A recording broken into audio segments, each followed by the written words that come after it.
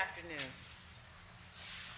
It's such a pleasure to be here. I am excited about the opportunity that you have here in New York City to be able to build on this incredible vision that's been laid out by your Mayor de Blasio and the opportunity that you have in cities across the country. I understand that we have at least 8 other cities represented here. The opportunities you have in cities across the country to be able to find the best that we've learned about how to build a fully inclusive society, and to allow that learning to get to the level where it makes a difference at the level of scale that we know is needed. It's exactly right that we do believe at PolicyLink in what people are doing in local communities being our guiding star. Local leaders are national leaders. They're solving the nation's problems. There's just no question that when you point to any problem, I can point you to a community someplace where that problem is being effectively addressed. I don't care what the problem is. But here's the challenge. Too often what's going on is only going on while the foundation has an interest in that area. It's only happening while a new mayor has indicated that this is a particular interest. It only lasts while some extraordinary charismatic leader is able to hold the community spellbound with their vision of what can go on. And when that leader takes another job, when that mayor moves on, when the foundation goes into that dreaded strategic planning, everything disappears. We actually believe that local leaders are national leaders. They're solving the nation's problems. We need to find those strategies, and we need to be in partnership with local leaders as we try to embed the principles and the strategies into policy, local, state, and national policy. That's what our name means, PolicyLink. We literally exist to be a bridge from the wisdom, voice, and experience of people who are creating change in their local communities to the worlds of policy, local, state, and national. This is an unprecedented moment in the history of the nation. I actually have had the good fortune to have seen some unprecedented moments. Is my microphone not working? Does that mean you didn't hear anything I said? I don't have to start over, do I? All right. I have really seen a lot of amazing change in the nation. I was a child, teenager during the Civil Rights Movement. I came out of college into the Black Power movement.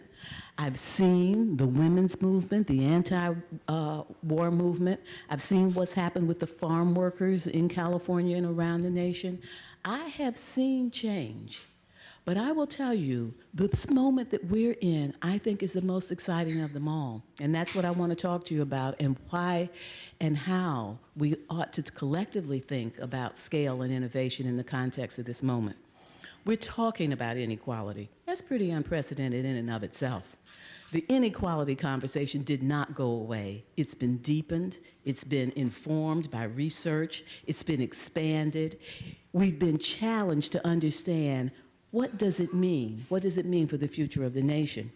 I was surprised when I found out that for many economists, inequality was an accepted reality. In fact, many economists felt that inequality was good for growth, that it actually spurred growth. That notion has gone out the window.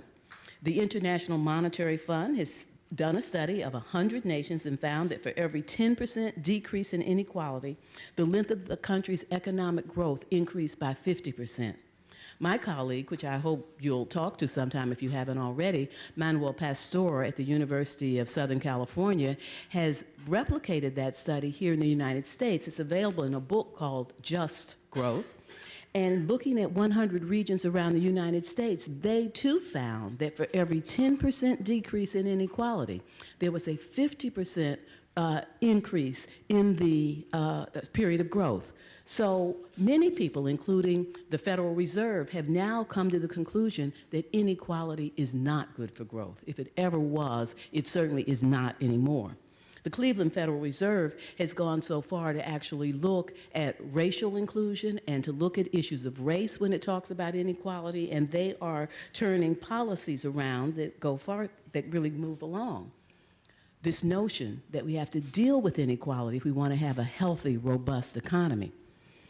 But when we think about inequality, it's not just what's happening at the top and the bottom. The thing that has really made this country stand out in the world has been its strong and stable and vast middle class. That's been the thing. But being able to have economic mobility. And economic mobility has stalled. And there's been a new report that's been out for 6 to 9 months now, really looking at what's impacting this stalling that we're seeing in terms of economic mobility. Raj Chetty and other colleagues are the ones who've done the report. And one of the things that they point to is looking at where they have the most stalled economic mobility are in places where you have the most segregation.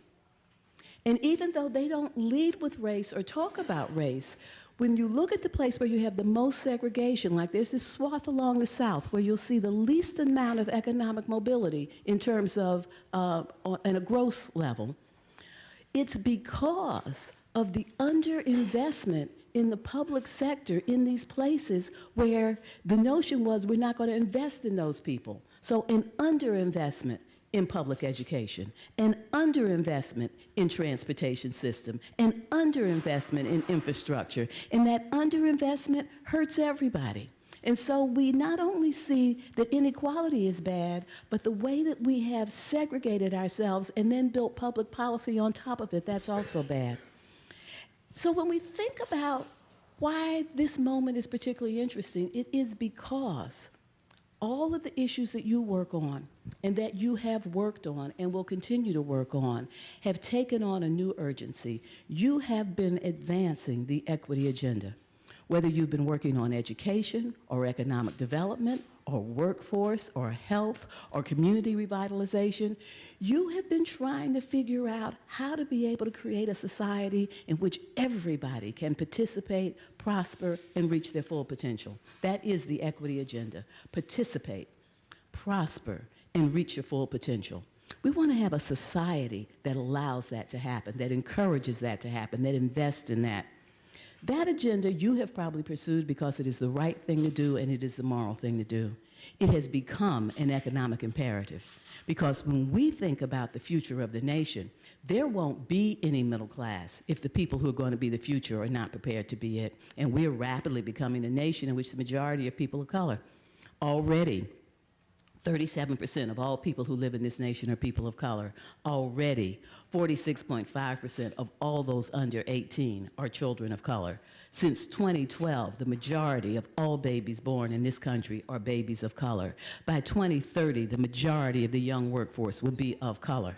So that when we think about those who have been left behind, Native American, Latino, many Asian groups in terms of Hmong and others, African Americans. When we think about the future and we look at the challenges facing those who are going to be the future, it is clear that that middle class won't exist unless the people who are going to be the future are prepared to be in the middle class. This country won't be competitive on the global stage unless the innovation and the entrepreneurship and the prepared workforce exist in this nation. That's how we had the ability to be competitive in the global economy. We won't be competitive in the global economy if the people who are going to be the future are not prepared for the future. We won't have a democracy that we can be proud of if it cannot operate within the context of difference. And so the equity agenda, just and fair inclusion into a society in which all can participate, prosper, and reach their full potential, has become a national and economic, a democratic imperative as well as a moral imperative. And so it's important to understand that the issues that you are working on have taken on new currency. And as you think about how to be able to do your work in ways that are innovative and effective and get to scale, I think that we have to think differently. We have to think differently because once you realize how urgent it is that we get it right in this moment, it's not enough to do a small pilot project that you're very proud of because it succeeded. We have to use this moment to help all succeed. It's not enough to make sure that everybody is getting an equal dose of whatever it is you think is good. That dose of whatever it is you think is good has to produce a good outcome. I I like to help people understand equity with a little more depth by talking about it in the education context, because I think it's most stark there. We as a nation have spent a long time talking about equal opportunity in education, equality of education. And very often, and for many years, our conversation and our work and our strategies and the way that we measure progress, that's drifted to making sure that all children are going to schools where the physical plant is equal, that we're not sending some children to decrepit schools and others to modern schools. We thought that we have to equalize the quality of the school building. We thought that we should make sure that children are going to school for the same length of time, that some aren't getting out early to be able to work in the fields, but that everybody is spending the same amount of time in school.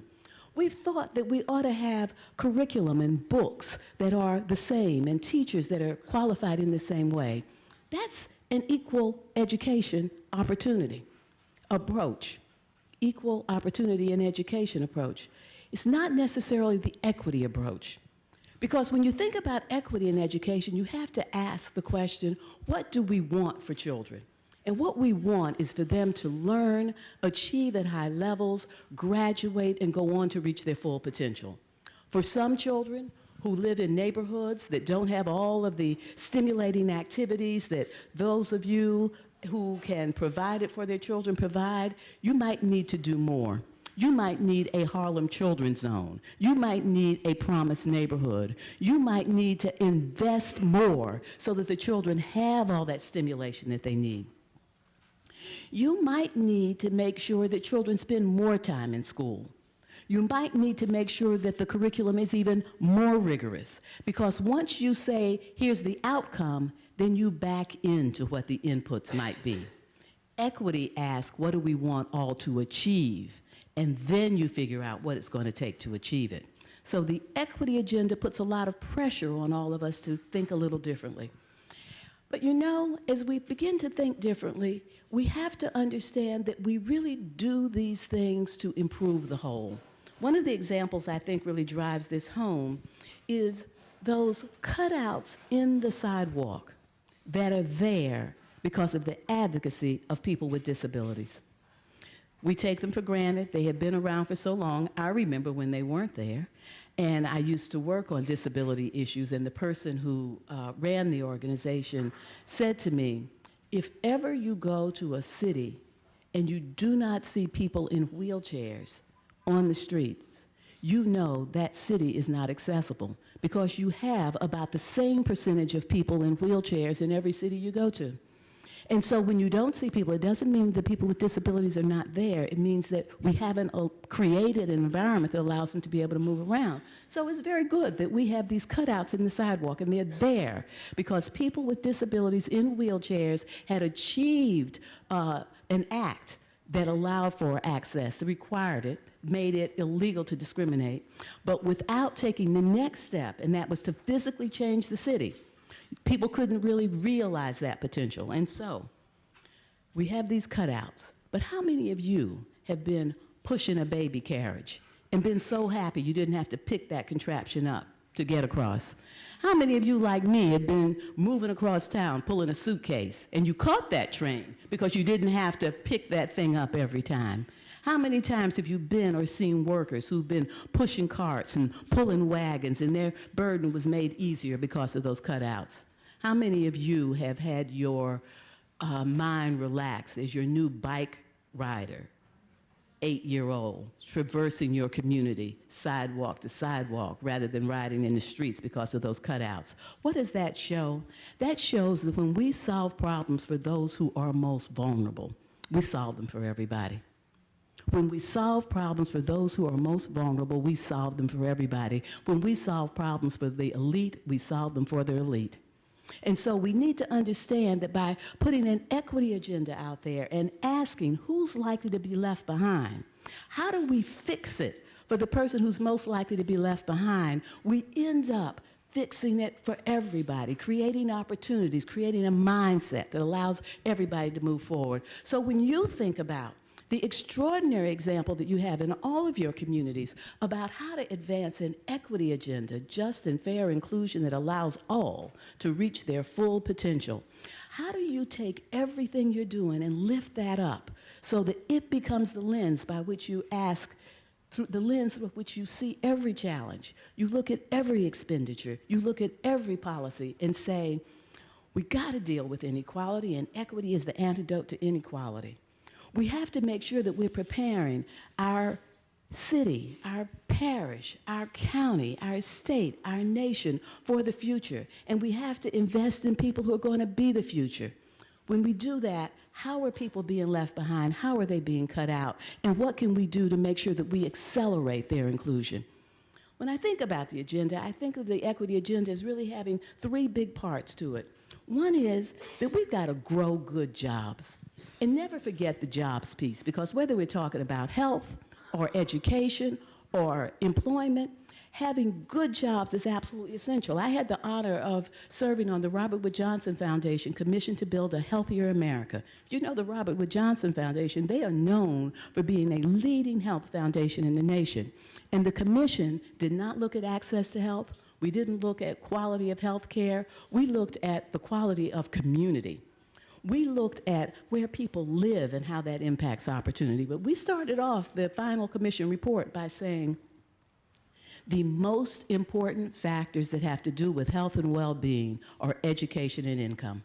Education and income. So thinking about growing good jobs, making them available, taking the jobs where low-income people work, making them good jobs. You know, when you think about low-income jobs, those are not good jobs because they're low income. It's not that they're not good jobs. You think about that. There are many jobs that didn't used to be good jobs that we think are good jobs now because they pay decent wages. They have decent circumstances under which you work. Think about people who collect the garbage. Those are good jobs. They pay well. They have good benefits. The jobs that aren't good because the wages are low, because the circumstances aren't good. So we constantly have to think about the jobs where people are. How do we make those good jobs with salaries that allow people to be able to support their families? And what control do any of us have over jobs and making them good jobs? We need to think about how to build capabilities. I mentioned that by 2030, the majority of the workforce will be of color. By 2018, 47% of all jobs will require at least an associate's degree. Only 27% of African Americans and Latinos have it. Only 14% of foreign-born Latinos. What are we going to do about that? We have to build the capabilities. So whatever we're doing, we have to think about how do we get people with the skills and the education that they're going to need for life? How do we influence that? The other thing that we have to think about to build an equity agenda is that we have to remove barriers and build opportunity. We know that one of the things that's happened to too many men who are black and brown and now happening to too many women who are Latino and African American is incarceration. It is the biggest scandal since slavery, if you ask me. It is scandalous what has happened. And yet we have had an unjust system. We have people returning to community and not able to return to jobs, not able to return to democratic participation, not able to return to places where their families live. And so removing those barriers, both stopping the flow into incarceration, but helping people when they come out. Things like ban the box are absolutely essential. But not just move barriers, but build opportunities, build communities of opportunity. One of the things that we know is that where you live in America has become a proxy for opportunity. It determines whether or not you get to go to good school, whether or not you live near fresh fruits and vegetables, whether you live near jobs, whether you live near a transportation system that can connect you to jobs. It determines whether or not, if you're lucky enough to own a home, whether you have any value in it you can pull out when needed. It even determines how long you live and how well you live while you live. In the area where I live in California, the people who live in the Berkeley Hills live on average 15 years longer than people who live in the West Oakland Flatlands, a distance of about 3 miles. It's outrageous, but we know what to do about it. Every single thing I called out has a solution. We know that when you have fresh fruits and vegetables easily available, people are more likely to eat them. We know that when the streets are safe, people are more likely to use them for walking. We know that if you have a public transit system that connects people, that people will walk more. They will take advantage of more things. We know that placing housing near jobs, near transit, helps that housing to be worth more. We know what it takes to be able to improve lives and live longer. So as we're and you are thinking about innovation, you've got to think with all of these things in your mind that yes, we have to improve the lives of people, and we have to do that by innovating in the way that we interact with people. I think that Seattle-King County is just a wonderful example of an innovation. PolicyLink had been working with King County for some time around this notion of place and health and well-being. And one of the things that they decided to do was to take the equity agenda seriously and to bring an equity lens to all of their policy making and all of their expenditures. The first thing they needed to do is they needed to take their data on employment and work and education and health and disaggregate all of the data by race. Because when they looked at where they were falling down, and Seattle was one of those areas in the country where people have lived pretty well and most of their indicators were pretty good. But as they saw themselves slipping in the other direction, they recognized that it was following the influx of immigrants and a growing population of color. And so they said, we can't solve this problem if we don't really understand who's being impacted. So they started disaggregating all of their information by race so they could tell how you were doing by race, and disaggregating it by geography because of this notion where you live is too often a proxy for opportunity. They set equity goals so that they worked with community to find out what did the community people want, what did they need. And just two examples I'll give you. One, they found out that many more low-income people of color in the King County area depended on public transit than did people who were higher income and were white. And yet, their public transit system geared more to the needs of people who were living in middle-class communities than people who were living in poorer communities. They interviewed people to find out when they needed access to public transportation. What were the hours when they needed? What they found out is that while many people who were low income could get to work, they couldn't get home because by the time their shifts were off, the system wasn't operating anymore. Setting a goal to make sure that everybody was able to benefit from using the public transit system, talking to people to understand what the challenges were, giving themselves a goal to make sure that everybody was within a certain time period in terms of walking to a transit stop. They rerouted everything to make it push to the needs of those who were low income. Ridership has gone up, it's working with people better, and everybody is able to utilize a public transit system that works for all. Leading with equity, disaggregating the data, talking to people in community, setting a goal, measuring the goal, using the measurement for continuous improvement, and holding yourselves accountable. The other thing they did is they looked at the issue of incarceration. The incarceration rates for black men were multiple times that of white men. They set a goal of reducing it by a certain percentage. They made sure that everybody understood what the percentage was. They developed strategies for doing so, and they have surpassed where they hope to be at this moment in terms of meeting that goal. Bringing an equity lens, disaggregating the data, and moving the agenda forward. As you think about this notion of innovation, I think there are a couple of things that I hope that you'll take away from what I've been talking about. One is that we really do have to think at scale, which causes quite a little bit of shift in your mind from not only thinking about how to determine that something might work, but that the something can be incorporated into what we do at a large scale. We have to move away from doing our general business over here and doing our equity business over there. And that's what we do all too often. We say, oh yes, we have a problem with young black boys who are being suspended from early childhood programs. Let's create a pilot and figure out what it is we might do to stop that. as opposed to just saying no more suspensions from early childhood programs, period. Why should anybody get suspended from an early childhood program? Do it in the system. Sometimes you need a pilot, though. Sometimes you need a pilot. Sometimes you really need to figure out what's going to work. But you need to figure it out in a way that you can incorporate it back into the system. In Oakland, California, we've had a number of efforts, as you have had all over the country, and I'm sure you've had them in every city you live in, and that is when you're doing a big public expenditure. The community steps up and says, you're not going to spend all my public dollars without getting any benefit to my community. And we got to the point where we stopped just doing that on an ad hoc basis, and we started having community benefits agreements. So that if you're going to build a new stadium, you're going to build a new convention center, you're going to build a new transit stop, the community was able to argue and advocate for a community benefit agreement. So you get a good one over here. You get a good one over there. If you're really good, you get a great one over there. That's not the way to do that business. And people who have been in it now understand community benefits have to be baked in every time we're spending public resources. We needed to model it. We needed to show how to do housing, how to do jobs. We needed to model it, but we don't need to keep modeling it. The model for how to get benefit from public spending cannot be a knockdown, drag-out fight every time. We need to be able to understand that public dollars ought to benefit the public, and so you need to embed it in planning and economic development and all of those kind of issues.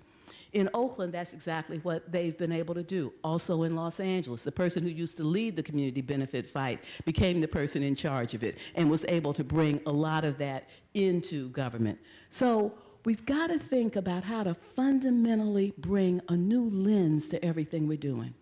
We have to figure out how to operate at a level of scale and inclusion which we have never done. We have to hold ourselves accountable for outcomes and measure how we're doing all along the way.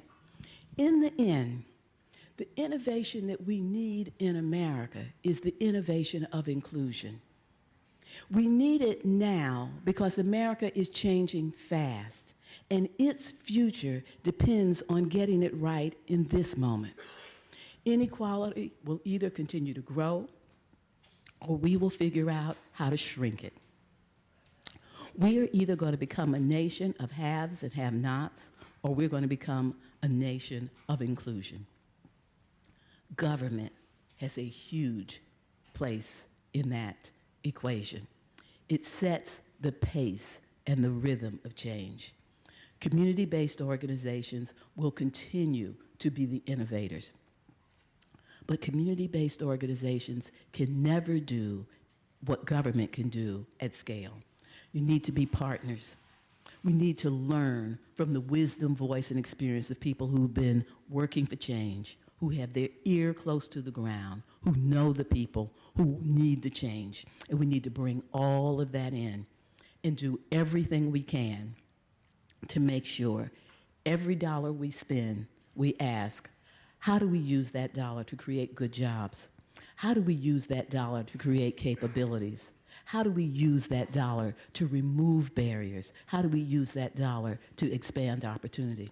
And there's always a way to find an answer to show you how to do that. That's the innovation that we need. That's the innovation that we need. Thank you.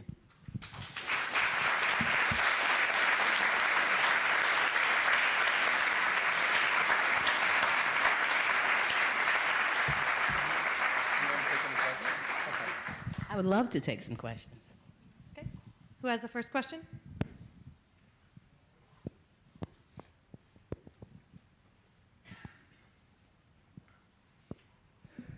Hi, I'm Bruce Carmel from FEGS.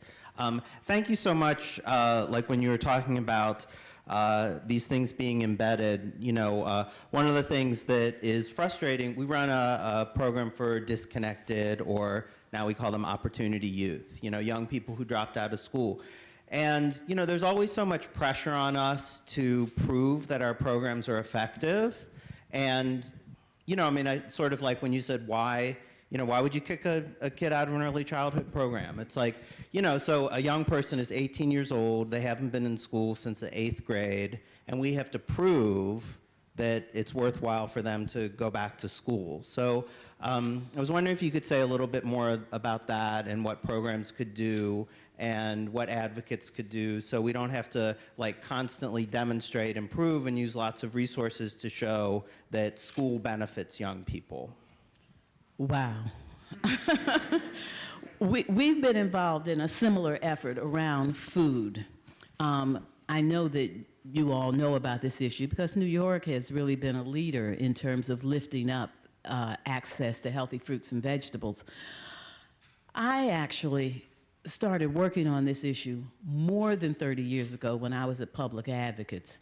And the way that it happened was I had a visit from people from San Francisco. It was a public interest law firm. We did impact litigation, and they had seen me on television.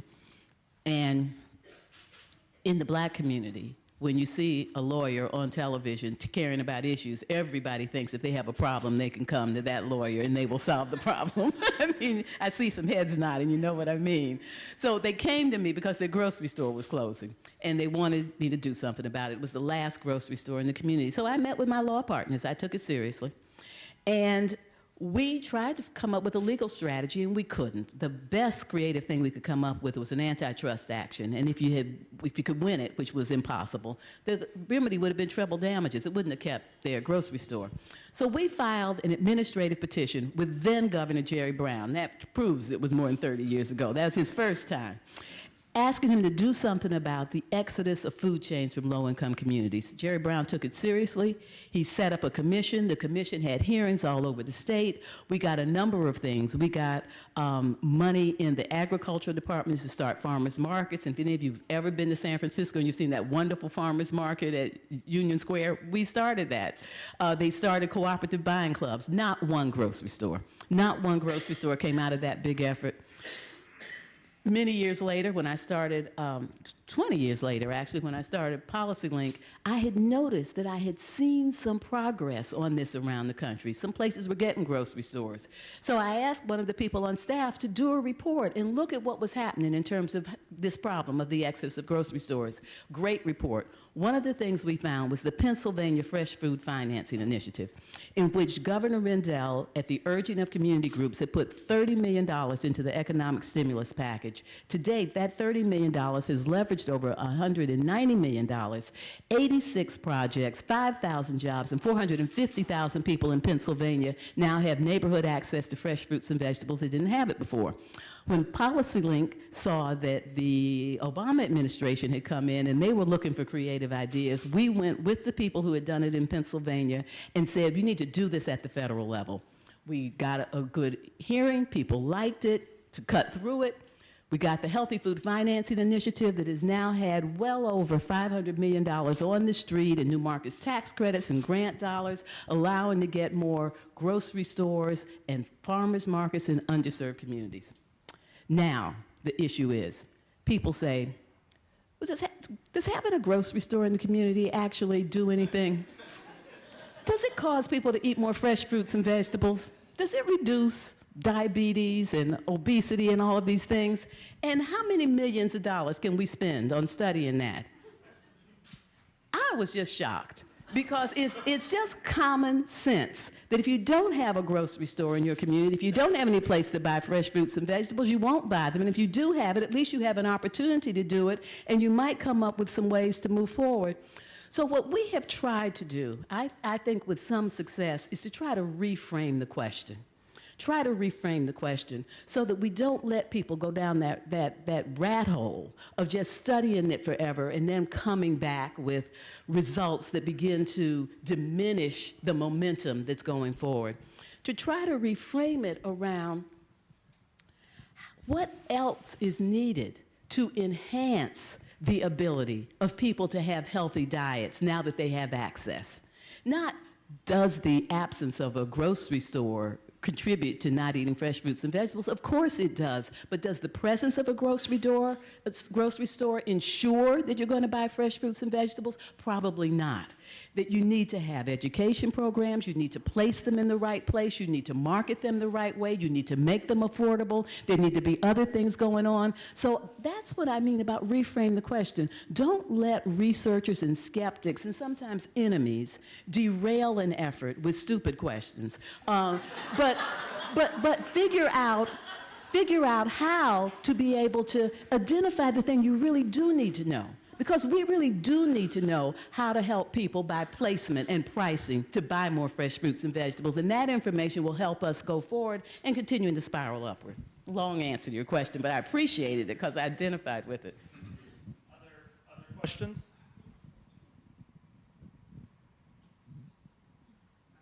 Or stories. Tell me your own challenges. Oh, really? Thank you. Thank you. Can you provide us with some examples when you're talking about community benefits agreements and how you move from the one-off to the embedding the idea of community benefits into how the public sector does its work? One of the things that has happened in Oakland, California, is that we have had an Army base that closed about 25 years ago, and there were so many community plans and efforts to try to do something about it. Well, this past year, they finally did. They are building a logistics center. They're connecting with the port.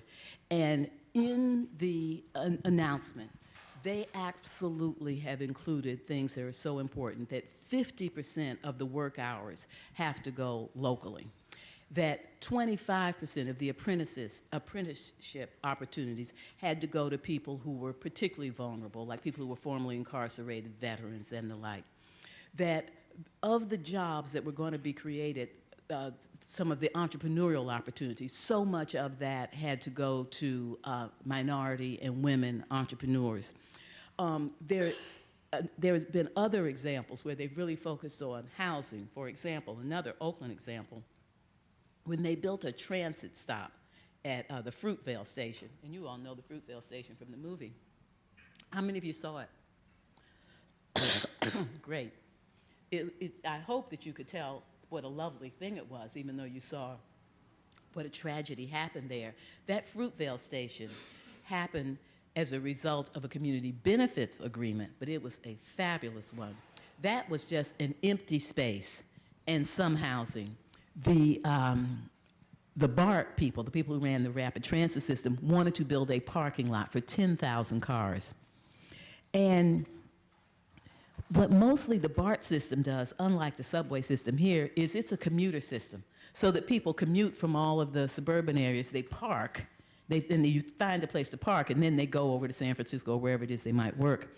The community was able to not do the parking lot, but to do housing, to do economic development, to do stores and all of those things. But that Fruitvale community benefit agreement has turned into the regular way that the BART does with its transit stop. So it started off with a community benefit agreement, and then it got translated into the way they do business. And there are other examples of that around the country, but the things that usually come up are jobs, housing, entrepreneur opportunities, thinking about the health and well-being of the people who are there. Like in Los Angeles, there's an area where they have built affordable housing, but there is a truck stop there. So you have these diesel trucks just idling in the community all the time. So a lot of efforts being made to make sure that we think about those things as well. When they did the airport, going from the Staples Center to the LA airport is another example. The Staples Center had a community benefit agreement around it, but the LAX was the government making sure that those things were incorporated into what they were doing in the first place. It's a really good development. Long way to go, but really good. Yeah. I was curious about the idea of how do you institutionalize a lens around equity. There's a moment, you spoke a lot about how this is a particular moment where that lens is visible and being used by a number of folks, but for me, I can't always rely on the moment now, but looking to the future, and how do you make that not just a moment, but part of a movement that lasts over time and is institutionalized as a lens, and also connected to that is the transition from just having a income lens to having an equity lens, and the differences between those two. Well, I really do recommend Seattle, King County. There's a lot on our website about it, PolicyLink.org, and you can read a lot about what they've done in Seattle. It is the best example that I know of, and here's some of the elements. It came from the top. The county administrator, who was Ron Sims at the time, great influence, said, this is what we're going to do.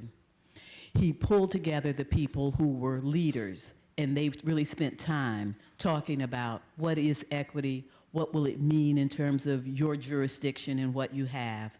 PolicyLink actually went to some of those meetings, so we heard people really debating it.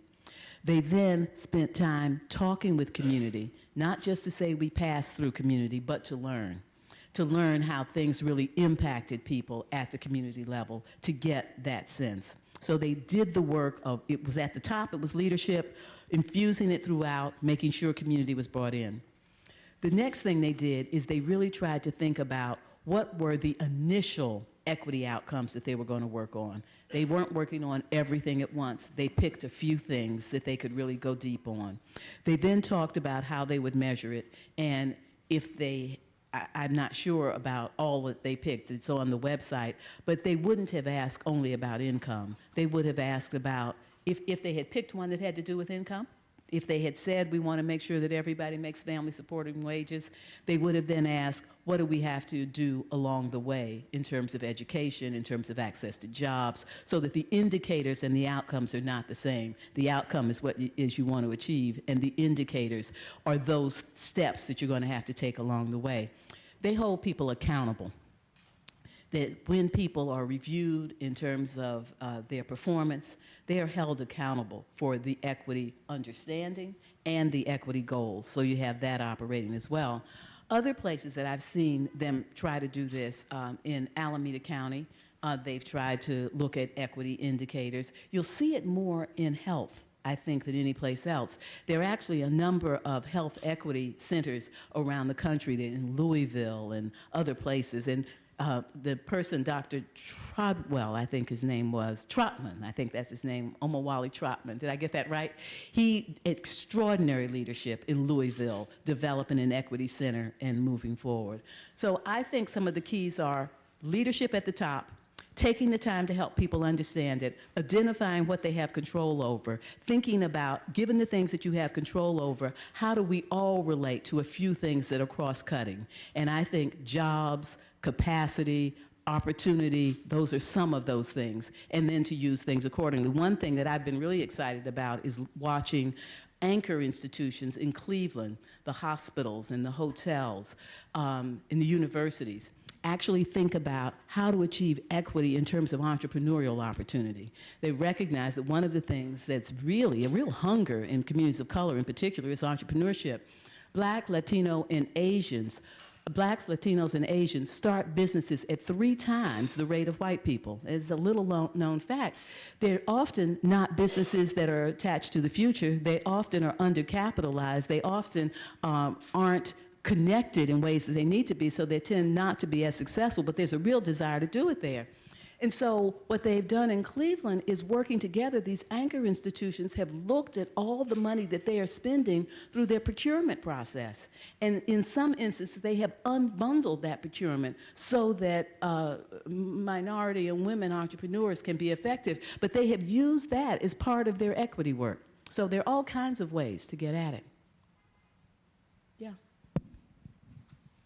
Hi, Gayla Jennings-O'Byrne with JP Morgan Chase's Foundation. Thank you so much for your wisdom. Question for you. Can you talk a little bit about the response and how to engage corporate America and the private sector? And because I know you talk a lot about the economic imperative, and so I believe that probably resonates, but if you could share a little bit more about that side of the equation.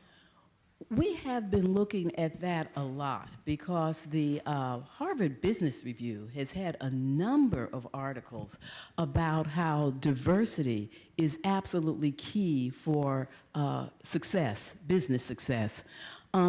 It makes sense because if you think about it, in a global economy, what could be of more value than having employees who are connected through language, through culture, through kinship across the globe? Also, some of the efforts that are brought in by people of color in terms of being able to be more inclusive, listening to others, building teams. As corporations have looked at teams as being absolutely essential, they have found that people who have a more interest in that can be really valuable. Just as a aside, and then I'll come back and give you some examples.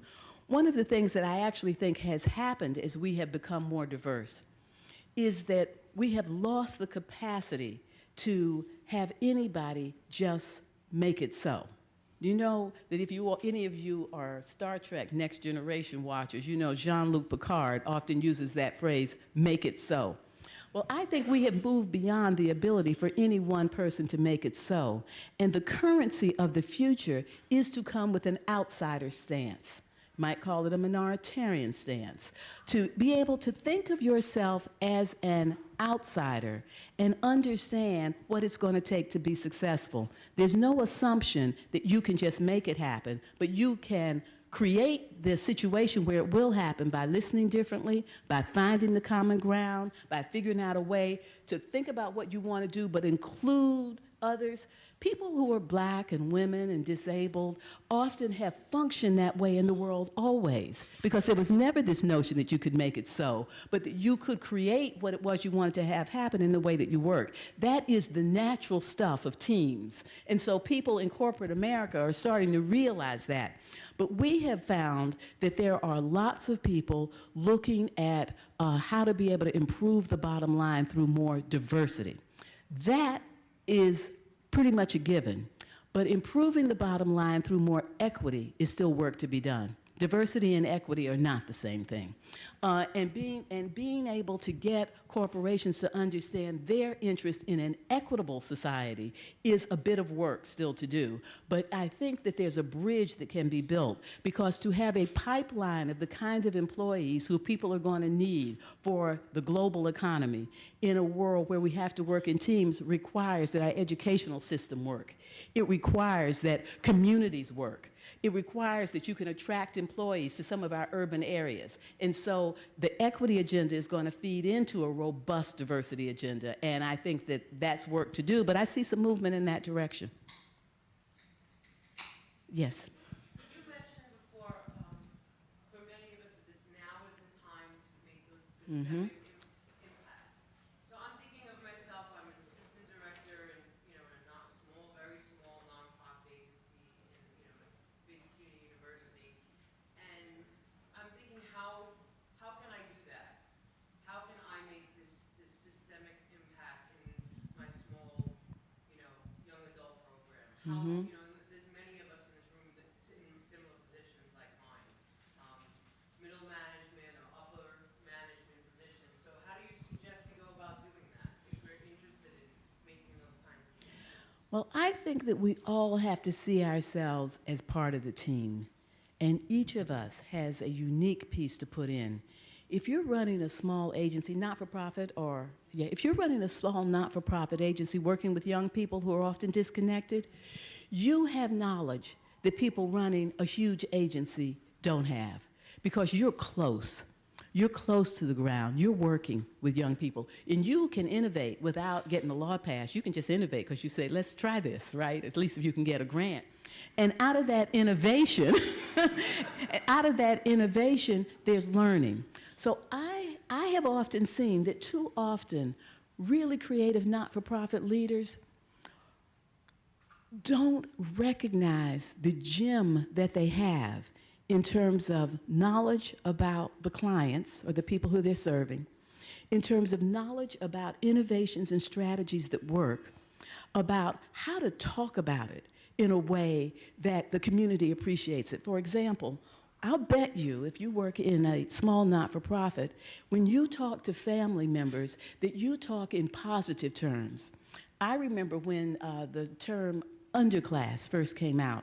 I was working in a community-based organization in Oakland, California, and we wanted to do something about persistent poverty. And the academics were calling it underclass. And I was in an academic meeting once, and I said, I will never use that term. And the reason I will never use that term is because I can't go in the community and talk to people and say, you're part of the underclass, how can I help you? I said, and if I can't use that term in conversation with the very people we're talking about, it's no good. You know a lot about that. I don't know what the terms are now, but people in agencies and in government, they need to know how to talk about it in ways that draw people in, don't turn people off. They need to be able to bring in authentic voices and connect the programs to stories, and you've got those stories. You have seen ways to be able to introduce an idea, to inspire somebody, to be able to help a frontline worker do something a little different. And that is the stuff of systemic change. So seeing yourself not as an isolated CBO working on an issue, but part of the tentacles of the systemic change process, and figure out a way to be in that conversation. Yeah. After extensive work in law and policy, at what point in your career did it become pivotal for you to start PolicyLink? She asked what point in my career it became pivotal to start PolicyLink. It actually was when I was at the Rockefeller Foundation. I had been, before the Rockefeller Foundation, I ran the Urban Strategies Council that was part of their persistent poverty projects. And we were learning so much in Oakland about community building and how to embed community building into all these strategies and what a difference that would make. We were learning how to be able to capture data and use data to be able to make a change. We were learning how to be in partnership with community. Community building seemed a breakthrough way of thinking in 1994 when we were really at the height of that. I thought that going into the Rockefeller Foundation would be a way to be able to take community building to the national level and get it embedded in policy. Once I got there, I recognized that the rhythm and staffing of policy change was actually inconsistent with this notion I had about community building, and it became clear that we needed to have a new kind of organization. We didn't really have a community building policy organization in the nation, and so that's why I started PolicyLink. I literally started it to be able to lift up all the amazing things that were happening around the country and have those leaders and those ideas drive policy. So I always understood the value of policy, but it took that experience for me to understand that sometimes the staffing, the rhythm, the mission of the organization needs to be a little different, and that's how it happened. And I understand my time is up. Thank you very much.